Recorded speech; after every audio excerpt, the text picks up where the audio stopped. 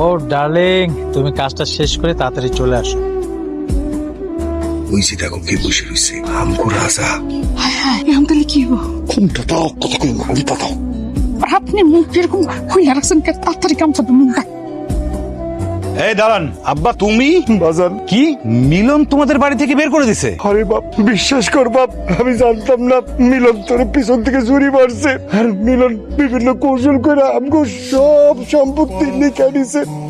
আর তোর বোন মিলন লগে থাইকা গেছে। মিলন এত খারাপ? দোষ তো বাজার মিলনের না, দোষ হয়েছে কি আমগো। আমরা তোর লগে আর তোর বোন লগে যে অন্যায় করছি, সেই অন্যায় শাস্তি পাইতাছি বাজার। না মা, এখন আমি সব বুঝতে পারছি। তোমাদের কোনো দোষ নাই, তোমাদের কোনো অন্যায় হয় নাই। তোমাদের জামাই ওই বাটপার মিলন আর তোমাদের মেয়ে দুইজন মিলে যুক্তি করে আমার সাথে এই কাজটা করেছে। তোমরা চলো আমার সাথে। বাজান, কোথায় যাবো? কোথায় যাবে মানে? তুমি তোমার রাজাকে চিনলা না এখনো? রাজা শূন্য থেকে এখন পূর্ণ হয়েছে। আমার এখন অনেক বড় ব্যবসা, তোমরা আমার বাড়িতে যাবা। চলো তোমার। মিতু, বাইরে আসো, দেখো কে আসছে। কিন্তু আব্বা আমার এই অবস্থা কেন? আমার বোন আর দুলা ভাই, তাদের এই অবস্থা করছে। আমি তো তোমাকে আগেই সব বলেছিলাম। বাবা মা এখন সব বুঝতে পারছে। মারে, তুমি আমগো মাফ করে দাও, তোমার লগে আমরা অনেক অন্যায় করছি। আমগরে তুমি মাফ করে দিও মা। সিসি আব্বা, আপনি এগুলা কি কইতাছেন? আমার আপনার উপরে কোনো রাগ নাই। আপনারা আসছেন, আমি বরং অনেক খুশি হয়েছি। আপনারা এখন থেকে আপনার ছেলের সাথেই থাকবেন। আমি বরং আপনার ছেলের সাইরা চলে যাব। বৌমা, আমরা আসছি, তুমি মনে হয় খুশি হও নাই না? তুমি আমার ছেলেরে ছাইরা যাও না।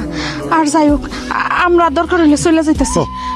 না না আম্মা, আমার রাগ আপনাদের উপরে না, আমার রাগ তো আপনার ছেলের উপরে, যার জন্য এত কিছু, যারে এত ভালোবাসলাম, সে আমার চোখের সামনে আমার বান্ধবীর সাথে।